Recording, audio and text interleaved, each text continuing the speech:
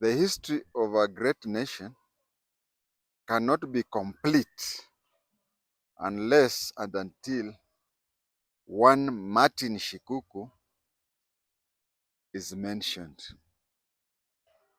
One time, he was nicknamed as permanent MP for BUTERE. Another unique thing about Martin Shikuku is that even though he was not a lawyer, but he had crammed the parliamentary standing orders. He knew all of them off head. If you look at today's parliament, at the three levels, the county assembly, the national assembly, and the senate, you'll find that honorable members, some of whom are even lawyers, when quoting standing orders, they usually have the booklet with them and they read the booklets. Martin Shikuku knew them off head, even though he was not educated in law. I remember Martin Shikuku one time differed with an MP, and it was an election year. He turned to the MP and told him that you are disagreeing with me. Once the elections are over, the people of your constituency will vote you out. The MP, whose name I've forgotten, then brought the issue to the attention of the then speaker. Said, the Honorable Mr. Speaker, sir, is it in order for the permanent MP for BUTERE to say that the next election I will not be voted in? The speaker said, what is wrong with that? He's not a voter in your constituency. The MP then gave two examples. He said in the last parliament, just as they were about to break off, the permanent MP for BUTERE told MP so and so that he would not come back. And when the elections were held, he did come. And even the parliament before that, he did it to another MP that way. And the speaker compelled Martin Shikuku to withdraw that statement, which he did, but don't ask me if Martin Shikuku don't tell me if Martin Shikuku was a mganga or anything. But this today I just want to tell you about his life history. His name was Shikuku for a very simple reason. He was named Shikuku because he was born on Christmas Day. Yes, he was born on Christmas Day in 1932. That is why he was called Shikuku.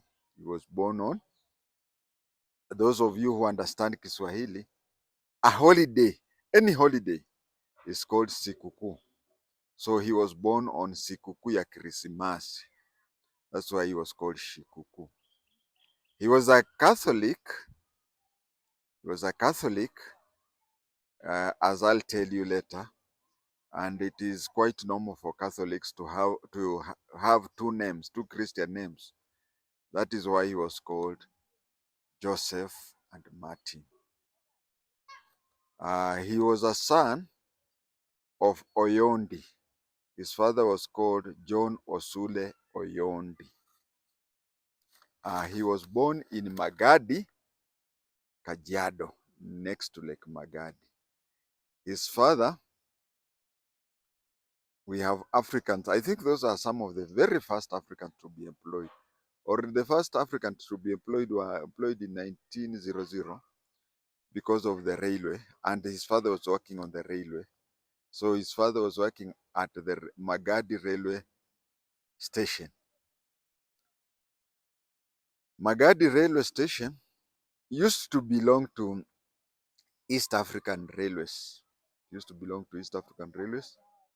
Later on, after the initial breakup of after the initial breakup of East African community, then we had the Kenya Railways. But then Magadi Soda Company bought the railway from Konza. Yes, you have heard me correctly. From Konza Metropolis, that town has been always there. From Konza, there is a railway that branches off through Kajiado town to Magadi. So as we speak, Kenya Railway runs all the railways in Kenya, even that one to Nanyuki, that one to Kitale. But the one which branches from Konza City to Magadi, that one belongs to Magadi Soda Company. Now you know. He was the second child of the 7 kids of, I told you about the father. The father was John Osule Oyondi, and the mother was Lucia Andeche. He was the second of the 7 children of this family. He went to St. Peter's Mumias Primary. So wale mnasoma St. Peter's Mumias Primary, even, and that school has been performing well. It has been performing well for a long time. St. Peter's St. Peter's Mumias Primary. He later went to another St. Peter, but he went to St. Peter's Seminary. For secondary school, I don't know about the 844, but I know of several of my friends whom you complete standard 7 and you go to a seminary on your way to be a priest. He wanted to be a priest, and but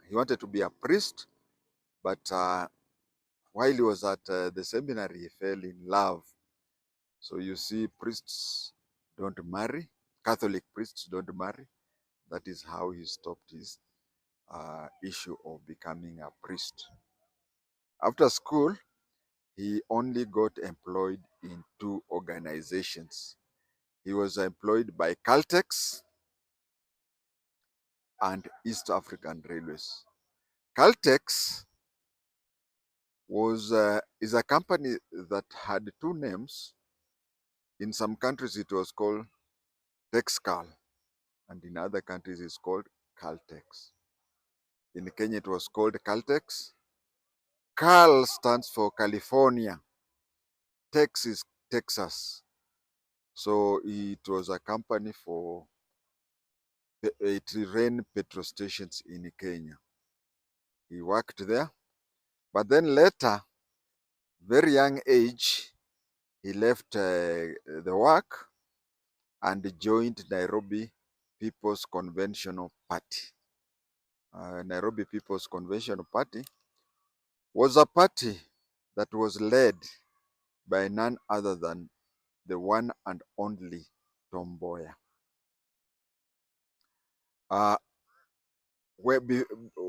Initially, Kenyans had joined one party. The party was KAU, Kenya African Union. That was the party that ilikuwa inavuma. But the colonialists knew that Kenyans having one party, they'll ask for freedom. So colonialists split that one, and they wanted each and every district to have its own political party.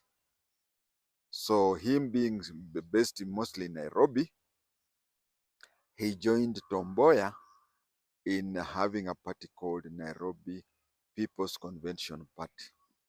But as things continued going, several years later, Kenyans wanted a one-party system. I wanted a one party. So they went back, but you see, KAU was a proscribed party. It was illegal to be a member of the proscribed. So people came up and they were split into two. All those district parties went and joined together to form one, but they could not agree which one. So that is how two parties came.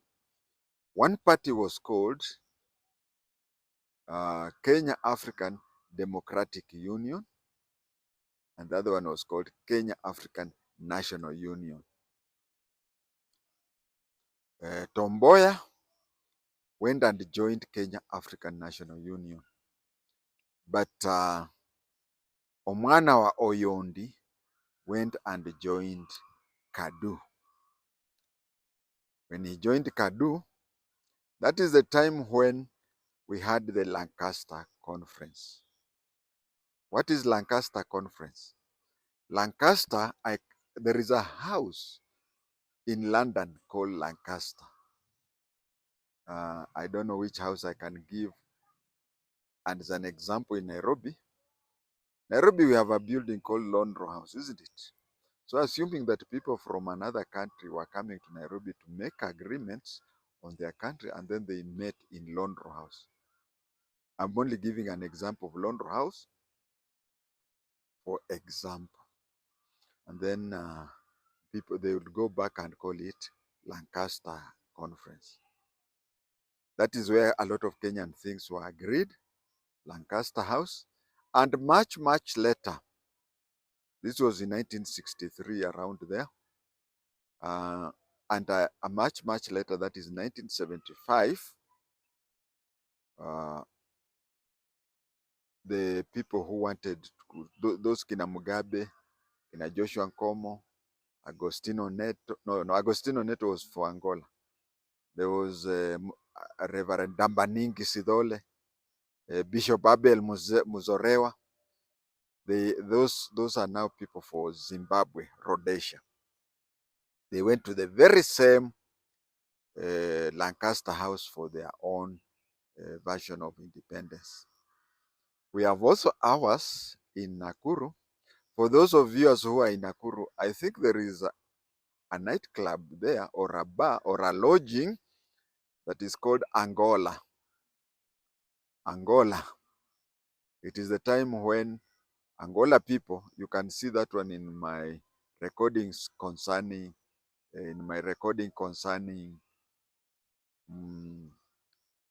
Savimbi. I've talked about that. So that hotel, even today, how many years?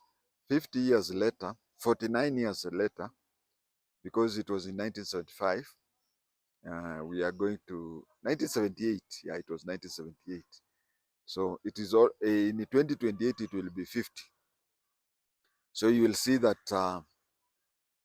the Angolans used to meet in Mombasa when the President Jomo Kenyatta was in Mombasa, and they also used to meet in Nakuru, and they would take over a whole hotel. So that hotel was nicknamed Angola. So that is how Lancaster thing was. Why did Martin Shikuku go to Lancaster? He was 28 years then. He was 28 years then, and the leader of KADU. He was the leader of KADU Youth Wing. Every political party then and even today have or had women section and the youth section. So him going to Lancaster, he was the national youth leader of KADU party. In 1963, he was elected as the MP for BUTERE. He was elected as the MP for BUTERE. When he was elected as the MP for BUTERE, on a KADU ticket, that was 1963. In 1964, for arrangements that will be talked in other formations, in other videos, all members of KADU crossed the floor and joined the government side. It is only him who did not cross there. He said that he could not cross there because the people of BUTERE had elected him, and the people of BUTERE have not told him to cross over. In those years, it was very easy to join another party, the government party. What you needed was, you were seated on the opposition side, that is to the left of the speaker. On the right was the government. So what you would do was you'd go where the mess is, bow down to the speaker, and then cross there and go to the other side. But then it reached a time when the government realized that some people would use the government side to win the election, and then if they are not made ministers or assistant ministers, they would cross over to the opposition. That is when the government now came up with an amendment saying that if you cross over, you have to go back to your constituency and seek for fresh mandate. That one, I think, started around the time when multi-party started. He continued being that way. It reached, there's a time in, everybody tries to remember the time. They say that in a parliament, you have immunity, criminal immunity. When the few occasions I've been to parliament to give evidence to parliamentary select committees, I am usually assured that I have a temporary parliamentary immunity. Whatever I say and whatever, I cannot be sued and I cannot be arrested because I've been given the privileges which is given to the MPs. I'm covered by the Speaker of the National Assembly. Nowadays is 2 speakers. So whichever speaker invites me, then he would have covered me, that whatever I do and say within the parliament, the speaker has waived the criminality. I cannot be sued, I cannot be arrested or something. But one time, Martin Shikuku and Seroni were arrested from within the parliament. We have had cases where a parliamentarian knows that things are very hot out because the police wait for you just outside the gate to arrest you. The police wait for you to arrest you outside the gates of the parliament. Then you just stay within the parliament. You even send your driver. Every vehicle leaving, the police will check the boots to see if you are being smuggled out. You'd send your driver to go home, come up with clothes to change, come out with a blanket and a mattress. Then you stay there. Nowadays, they even have gyms and whatever. So I think you can stay for long. But the police would just stay at the gate until you get tired and you come out and you arrest. You are not, even at the time of recording this, you are not supposed to be arrested for anything done or said within the parliament. But there is a but. There is a but there. Like when you are within the parliament and you slap an MP or something. Now, or even a witness, like when I've been a witness. This is what the law said then, and the law still said. The standing orders, not the law. Parliamentary standing orders say that you can only be arrested for what you did or said within parliament if the speaker waives your immunity. If the speaker waives your immunity, then you can be arrested or you can be jailed for that. So whatever you do, it is for the speaker to convince himself or herself that you have committed a crime, and the speaker will waive your immunity and the police will come and arrest you. But it so happened that both Martin Shikuku and Jean-Marie Serone, I've talked with, I think I've recorded a video. I think I've recorded a video on Jean-Marie Serone. But only one time did the police come with impunity and arrest both. By the way, both were JM. There was Joseph Martin Shikuku, that is JM.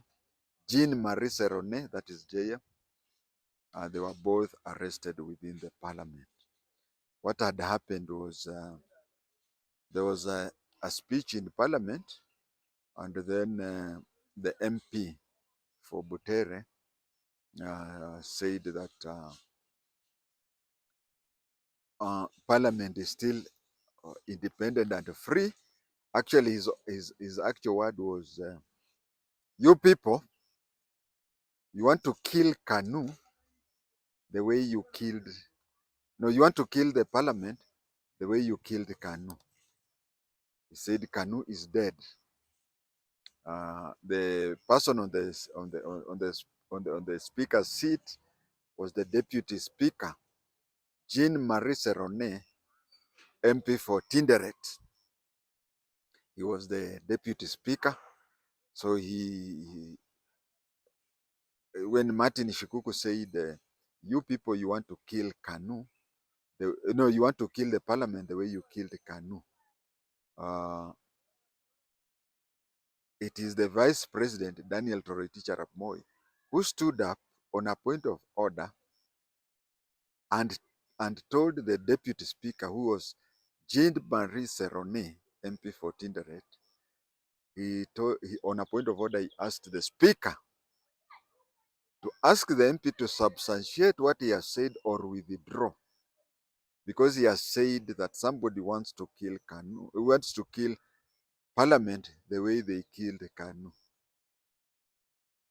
To the best of my knowledge, Kanu has not been killed.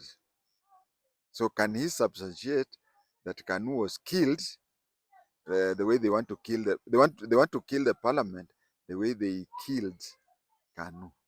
Then Jean-Marie Serone said, he answered Moi and said, there is no need to substantiate the obvious. There is no need to substantiate the obvious. Then Moi stood up and said, if Kanu is dead, then I am dead. And then he walked out. When he walked out, police took on a over walkie-talkie.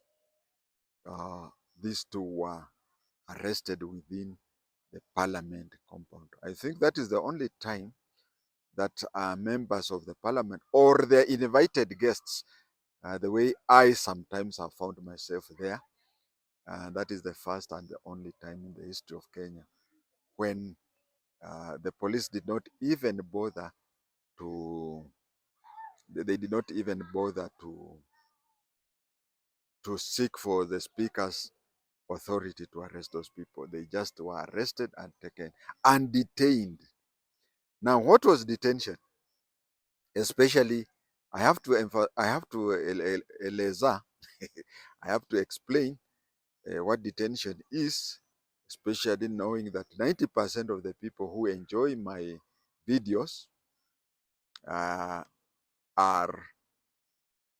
Gen Zs. So right now, and the way it has been all over, is that we have various types of people who are under legal custody.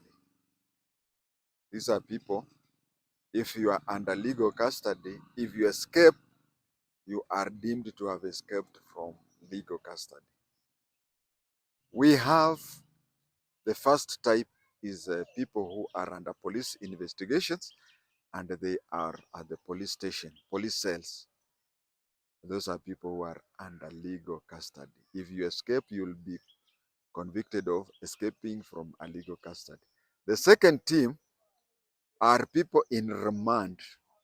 These are people who have been taken to court and their case is ongoing, and either their case is so serious that it is risky for them to be bailed out or binded, or they have been given bail and bond and they cannot fulfill it. See, you are told to produce 100 shillings bail, 100,000 shillings bail, and you are so broke, you are as broke as I am.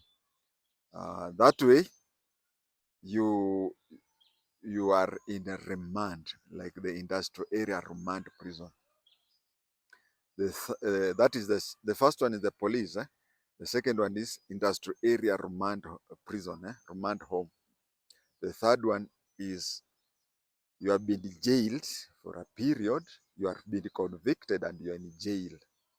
Those are the three.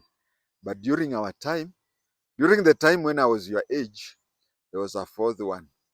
This one was called detention without trial. Detention without trial. It just was a very easy thing. Two people could detain you without trial. That is the minister in charge of internal security and the president could detain you without trial. Now, the difference between detention without trial and normal jailing, one is normal jailing, you have been taken to court. You heard me saying detention without trial. So you are never tried and you are taken to committee. You are taken to this maximum prison, Shimolatewa committee, and so on, without appearing in court on trial. If your family did not know where you are and they entered habeas corpus says you have to be produced in court. And if you are dead, your body has to be produced in court. So when somebody would go to court for habeas corpus, you'd reach there and the attorney general through the prosecutor. No, nowadays attorney general is not the director of prosecution. During my time, the attorney general was both the attorney general and was also the director of prosecution. So a prosecutor would come out and produce your detention order. And detention order was very simple. A copy of the Kenya Gazette where it says that the president or the minister for internal security has detained you without trial. So those people who are in committee now are people who are convicted of something. And when they were convicted, they were told you have been jailed for 20 years or 20 days or even 20 hours. So all you needed to know is just check which day of what is today's date? Today is 10th December 2024. Okay, if 2020, and I was jailed for 20 years, so you calculate. But if you are detained without trial, first of all, there was no trial. Two, you are not given the time limit when your jail term will end. It is not given. And three, those days, apart from prisoners who did things such as woodwork or something, most prisoners, almost all of them, used to go to farms and dig. Ukulima tu. Later the year came and we now hear of people in jail even getting degrees there. Those days, just going to shamba.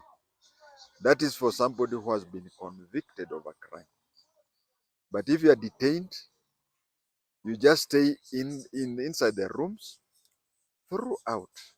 You are just on the same level with people who have been convicted to be hanged. and they're waiting for their day to be hanged. It used to happen that those days, if you are detained, you are given 30 minutes of being in the sun per day. Now, if your time, because there are several detainees, now detainee number one would be there between this time, and then detainee number two, so if you during your time it is raining, that's bad luck to you. And it used to happen that the offense used to be for those detainees without trial and those convicted and hanging act. Uh, when you suspected that your 30 minutes are about to end, then you'd run to go to the farthest end, because by the time they beat you and drag you up to, if they drag you and beat you and drag you back to, you'd have had 5 to 7 minutes of the sun. It is better to be beaten that way and have enjoy the sunshine.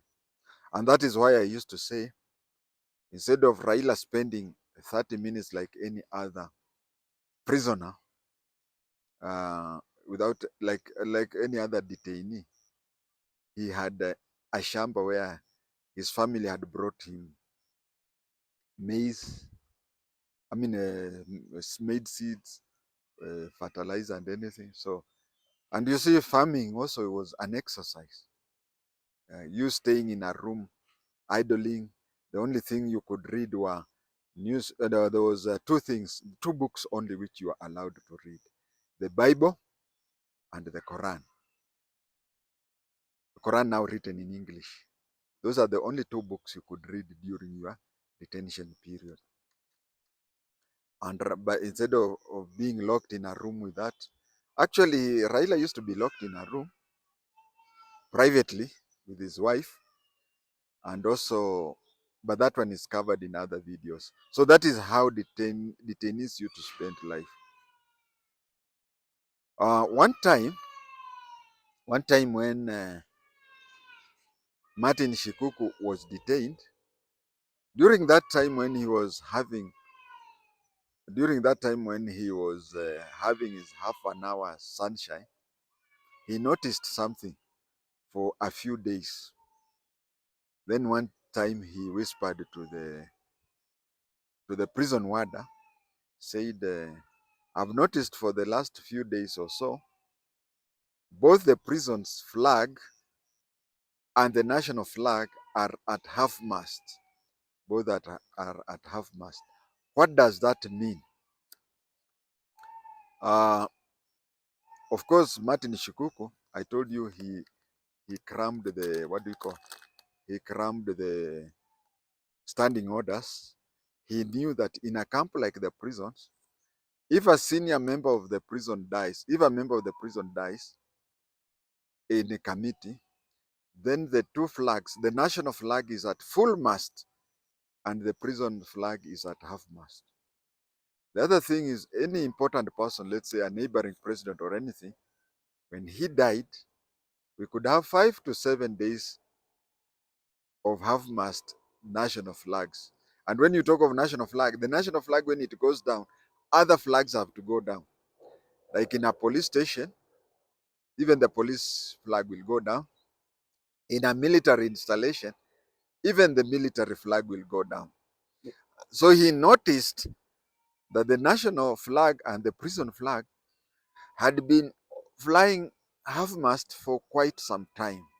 So he whispered to the prison warder who was guarding him, said, "Why is it so?" Then the prison warder told him that Jomo Kenyatta is dead. But of course, they had agreed that he would never tell any other person.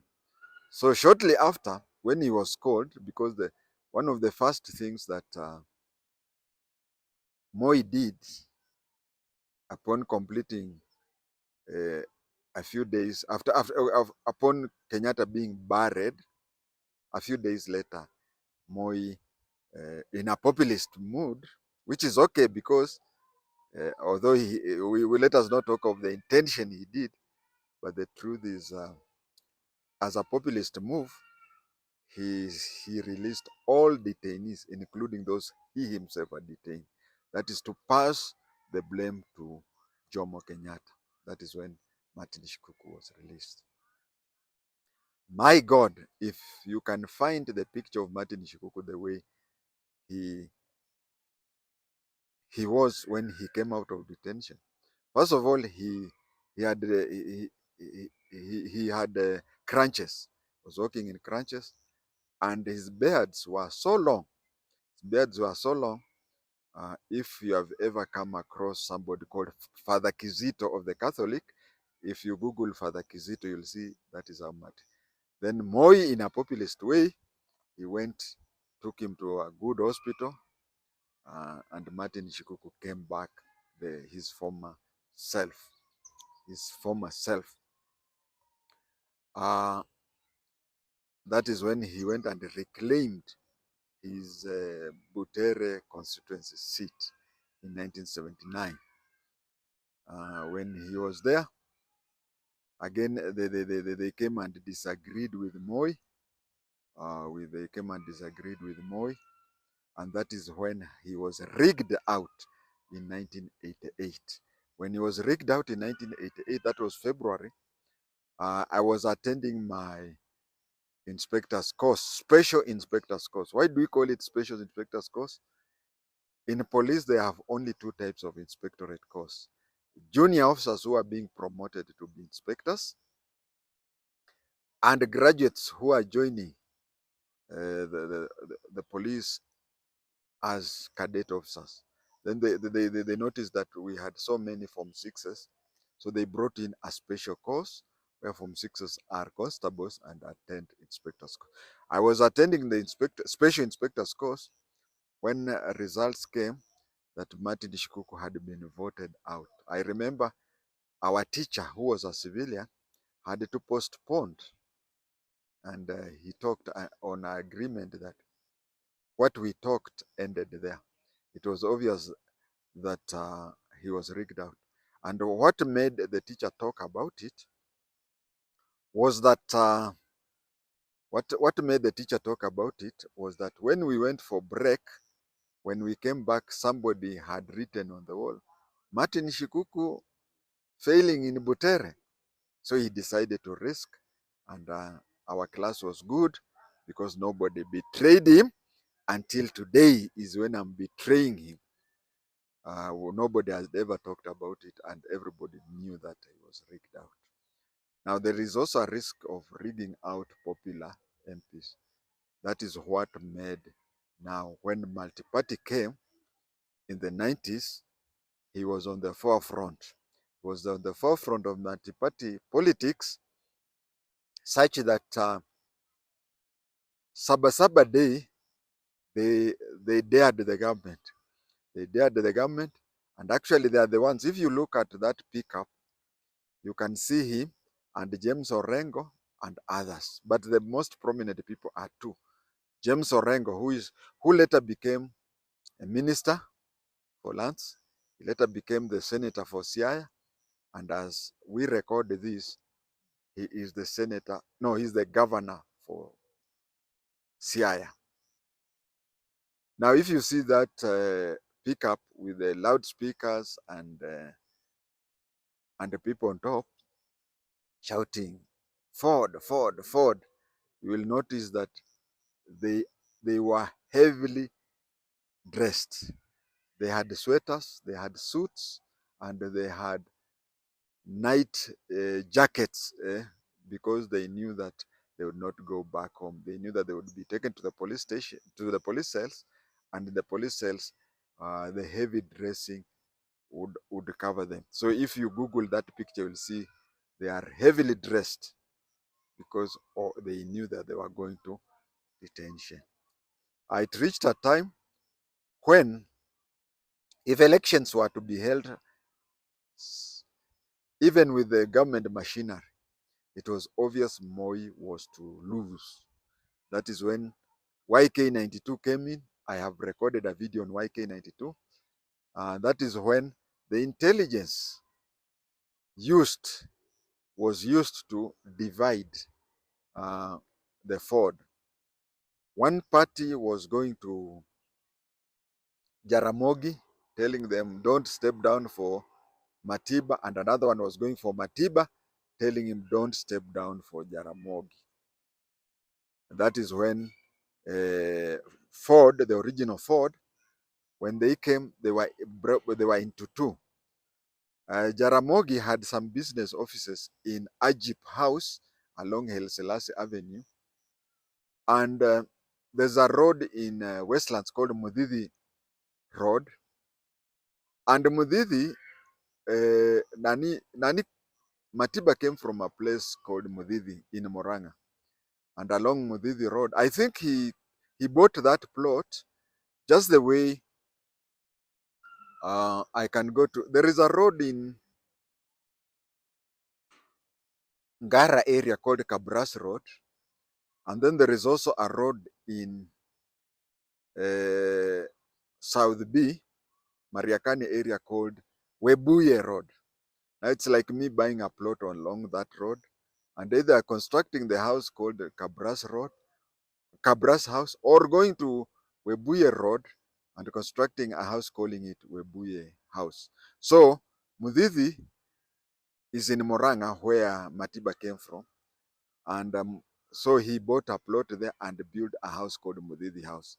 So for some time, Mudithi, we used to call it Ford Ajip, what do you call? Ford Ajip branch, and we also had Ford Mudithi branch.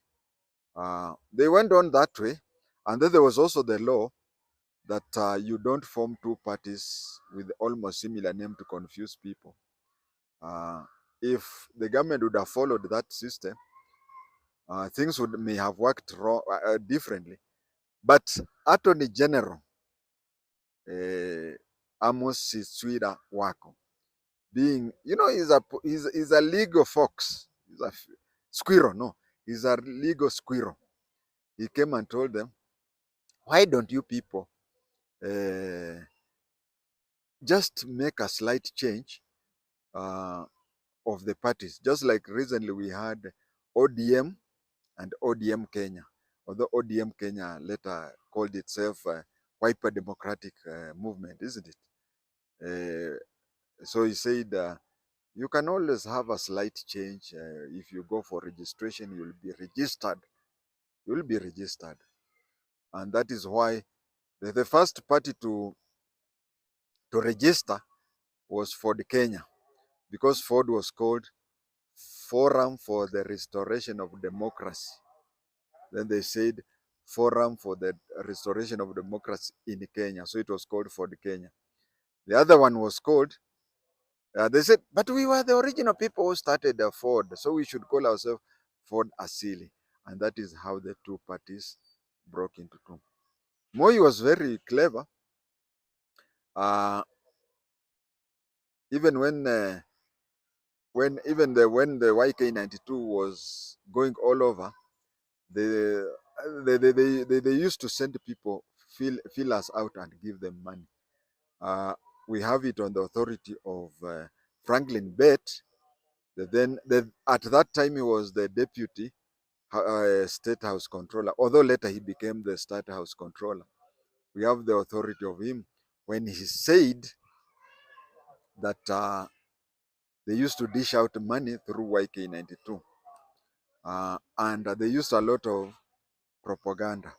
There was a time when Moi was to meet Jaramogi, and an helicopter was arranged and cameramen were there. But at the last time, Jaramogi had the sixth sense and he did not do that. That was plans for Moi to break them up. And he also had arrangements with Martin Shikuku to go and meet him in the State House, Nakuru. Martin Shikuku went, and whatever happened there, they say whatever happens in Las Vegas remains in Las Vegas. But whatever happened in Nax never ended up in Nax. Martin Shikuku never said what was discussed there. And what Moi said, he alikuja na akaongea mambo yake na sisi tukaongea mambo yake, and he left that way. What Moi wanted was just to plant a seed of doubt. When he planted the seed of doubt, and that is how, bearing in mind that there was also a third force in Democratic Party of Kenya, and that is how the opposition did not take the 1992 election. But when elections came, Martin Shikuku was elected the MP for um, BUTERE. There is an unfortunate thing that the government was not just even content with the government was not even content with with, with, with the opposition the way it is. It still went and corrogated it while the opposition was the way it is. This is how the government corrogated the opposition. One, they went and doubted Matiba's signing of whatever. But Martin Shikuku was clever because Martin Shikuku wanted to be the vice president and also the secretary general for Dasili, because he knew that the stroke that Matiba had in detention would make him the president behind the throne. But it never came to be. And then the Kanu also, through Moi, started buying MPs from the opposition. And one of the parties that really suffered, was the Ford Asili. You can see a lot of Luhya MPs who were elected on Ford Asili crossing over and seeking election.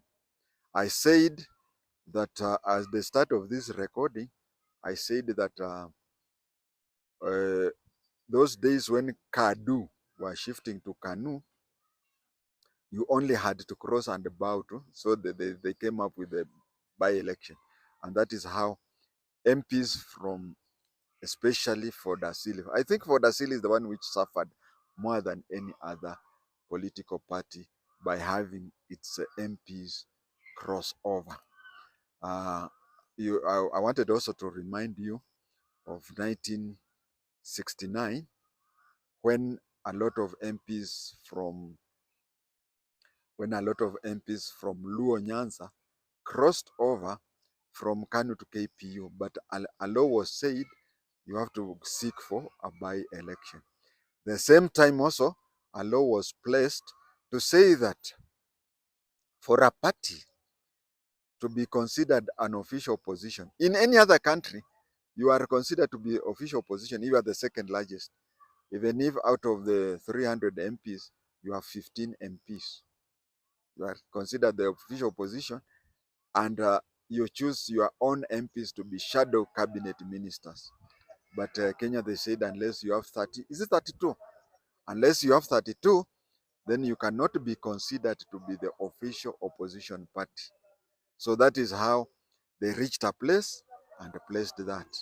And then after the 1992, both for Dasili and for the Kenya, both had equal number of MPs. I think there were 32 each.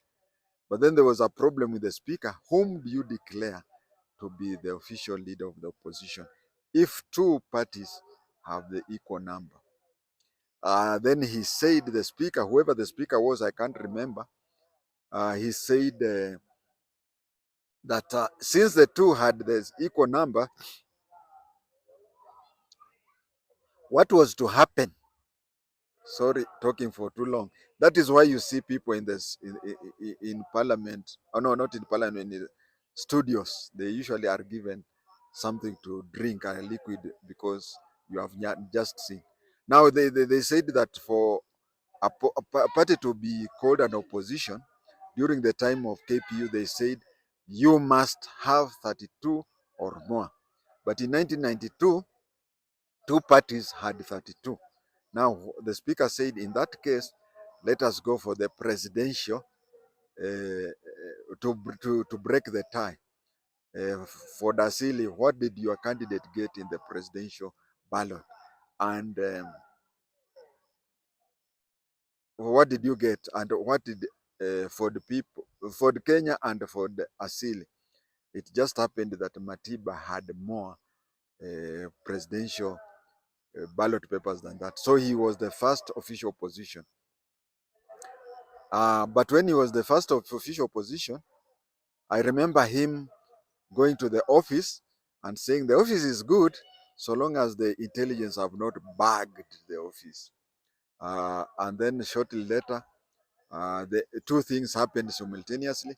On one hand, the MPs from Fodasili, especially from Luyala, started crossing over. And at the same time, they started crossing over, and the number became the Ford Kenya had more MPs that, so it had to change. The official leader of the opposition became Jaramogi Oginga Odinga, deputized by Michael Christopher Simiyu Wamalwa. And that is how the Ford Kenya became the official opposition. At the same time, simultaneously, Matiba said he did not recognize the elections and started having the technical appearance. How were the technical appearance happening? Matiba would there's a rule that if you miss attendance several times, uh, you lose your seat. So Matiba would just come at the last time, appear. I did not even participate, just appear in the preliminary for 15 minutes and then disappear. And that is how it went. Unfortunately, we lost Joseph Martin Shikuku Omwana Oyondi in 2012. In 2012, my age mates will understand why I'm saying 19. I said he was the second of the 7 of Oyondi's children. Yes, he had a brother. The brother was called Honorable Oyondi, the MP for Nakuru, Nakuru town between 1992 and 1997. Viewers, that is the long story of Joseph Martin Shikuku Omwana wa Oyondi.